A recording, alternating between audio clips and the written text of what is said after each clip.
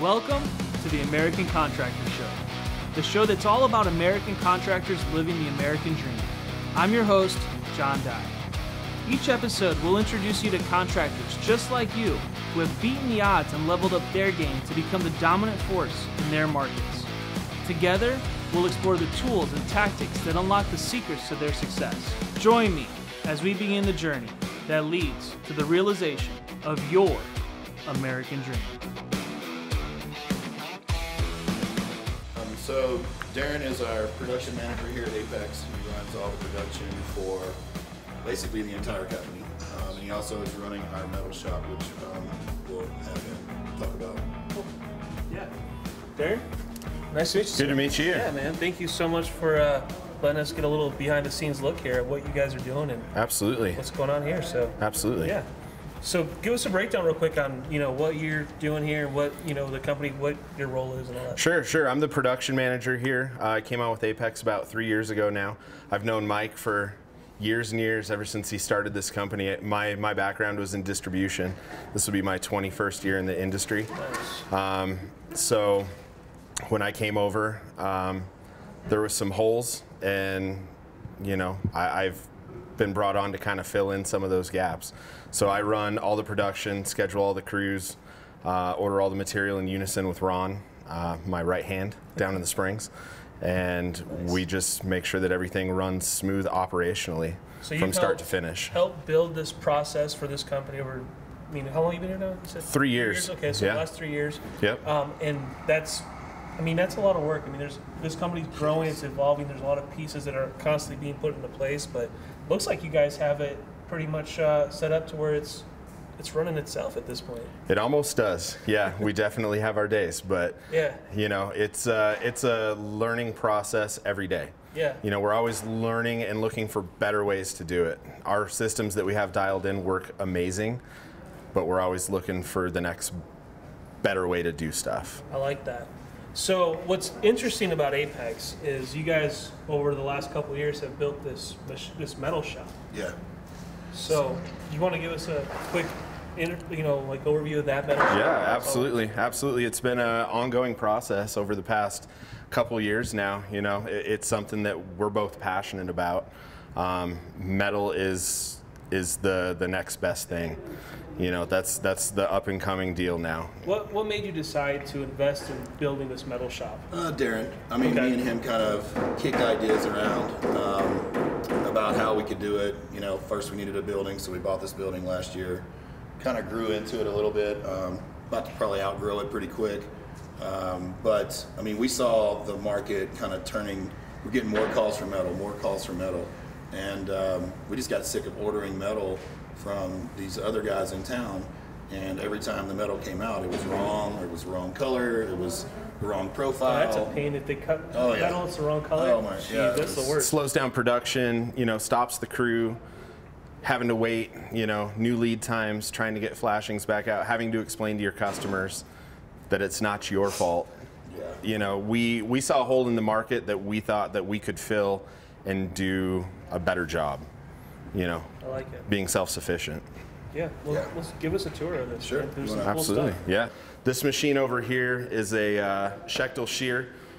Okay. That basically cuts all of our flat stock down to the millimeter, exactly what we need. This is flat stock. This is flat stock right here. Most of what we do is 24 gauge. So all your metal starts like this? It does, roll, right? Yeah. All of our flashing metal is always going to be flat stock. Once we get outside, we can talk more about that stuff. Yeah. But what we're doing in here is all flat stock, 24 gauge, and we're cutting it here. Once orders come in, we do all the drawings based on eagle views or field measurements on what we need per job. So we start with a breakdown of okay, we need 20 pieces of this, 40 pieces of that. I go through, figure out the math on everything, how to break down the stretch outs. How many sheets are we going to need to be able to produce that metal? Once we have all that stuff, it gets brought into the shop. We start cutting everything here. Once all the pieces and parts are cut, the guys take their fab tickets with all the flashings drawn out by size, and they program it on the folder over here. Okay. This is all CNC. You draw with your fingers on the screen. whatever you can draw, the machine can make it. Huh. So the boys are going to show kind of an example of what it can do. So basically, you know, we have the drawn out fab tickets. The guys come into the machine and we can go back and look and see if we've made these parts before, and we can choose from all these parts. So this is all stuff that we make on a frequent basis, so we save those in the machine. On this one, this is a little bit more custom. It's for a job up in Tabernash, up in the mountains. Okay. So we're going to actually draw these parts out and custom break all this stuff. We can change the degrees of bend. Basically, anything on here is changeable. Once we get it drawn the way we want, we go into our sequencing and decide which bends should go first. That way, as it's coming out of the machine, you don't want to start here, because then you have all these other little things that you have to try and get figured in there. So you have to go through and figure out what your best course to start breaking this metal is. Okay. So just put it in order. It's putting it in an order, exactly. So as soon as we get it put in an order, we go into our material, we make sure that our thickness is the correct gauge. Once we're all good there, we can go back in and we can actually start our profile. The machine all self-adjusts, then it's all footwork. So as we're making the parts, you're doing everything with your foot as far as raising the clamping beam up and down. Once you've gone through your first step, it auto opens and resets the gauges in the back. So what are we making right here? What is right here, we're going to be making a custom rake flashing for our panel roof. Okay, cool. This is just a giant, really smart brake. Yeah, the automation of it's amazing. You know, we were doing this stuff before manually, and to make one piece of flashing, you know, could take 15 to 20 minutes. Yeah. And now that same piece of flashing takes us maybe a minute, 2 minutes, tops.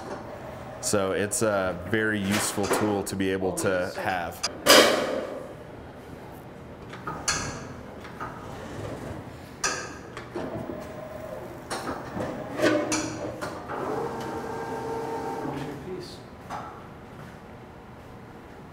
All done.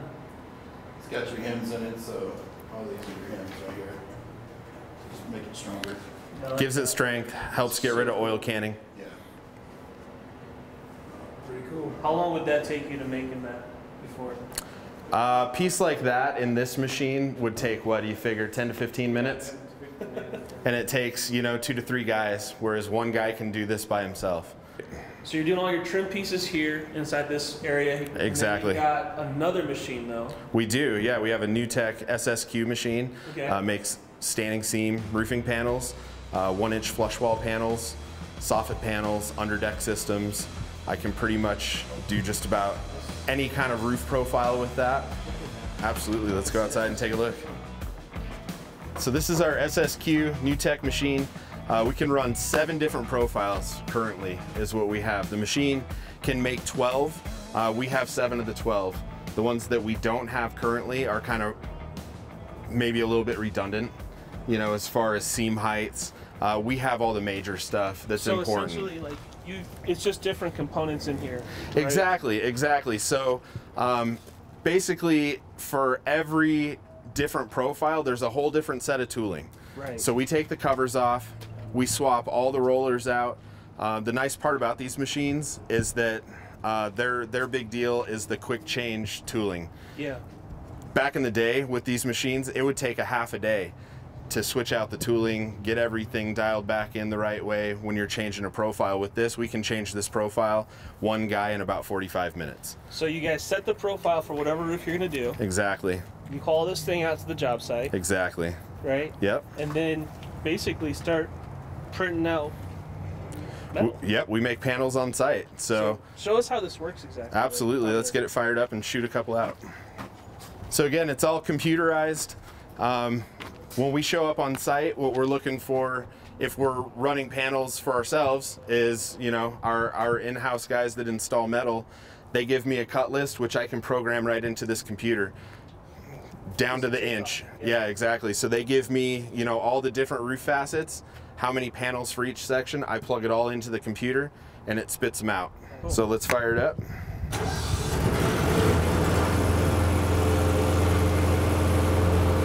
So what we've got here is an 1 3/4" snap lock profile that we're going to run out.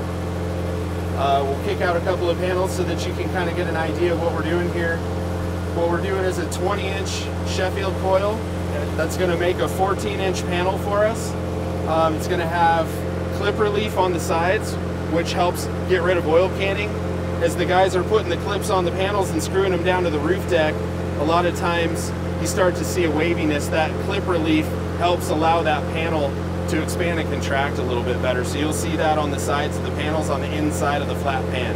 Throw it into run mode, and now it's just all automated.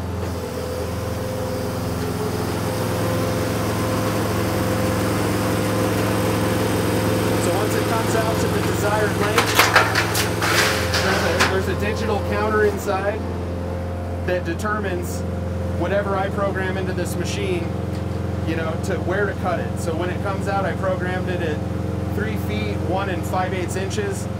It cuts it as soon as it gets to that, and it will not spit another piece out until I actually pull it out. So once I pull it out, it'll automatically start spitting out the next piece. So it's just kind of like a safety feature. That way you don't get balled up material, or, you know, if you're working by yourself, you got enough time to not have to worry about rushing back. So this is the piece then that's done. Exactly. And then all they got to do is... All they have to do is put clips on it and start installing. Nice. So we can do, like I said, 7 different profiles.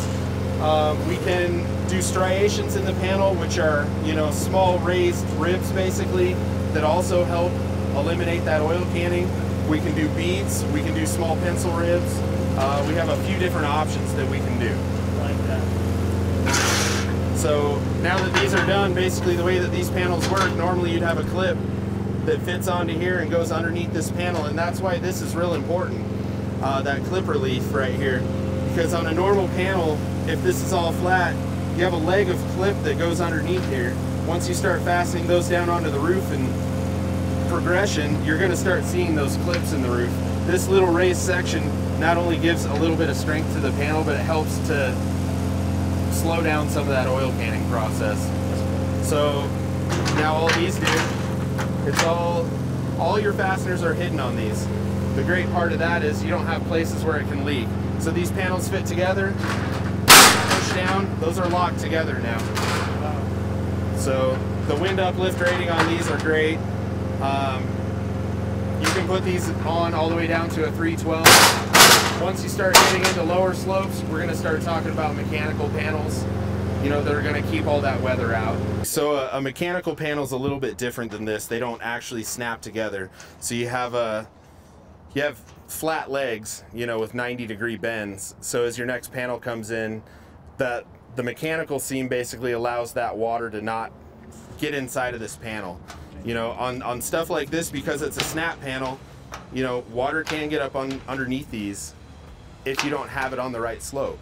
We've seen it, we fixed it, we've had problems, you know, with other people calling us in to fix things because the wrong products got put on the wrong type of roof.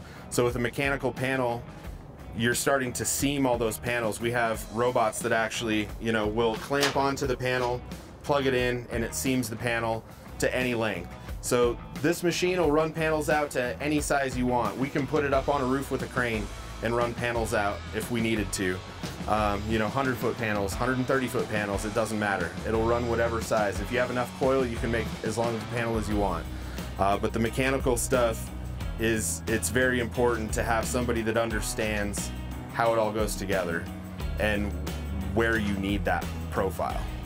Darren, thank you so much, brother. It's so good to meet you. Thank you, sir. It was good to meet you. A phenomenal brain right here, Yes, man. Like, this guy knows stuff that, you know, He's just awesome. hearing him talk, it's like I get excited about metal. So, hey, dude, thank you so much for sharing that and for helping these guys build this amazing apartment. Absolutely. Thanks so much for watching today's show. Make sure to like and subscribe our pages so that you can stay up to date with every episode. And by the way, this show is all about you, the American Contractor. Be sure to comment and let us know what you want to hear about and what subjects you want us to touch on. We'll be sure to include them in a future episode. Thanks again, and I hope you have a great day.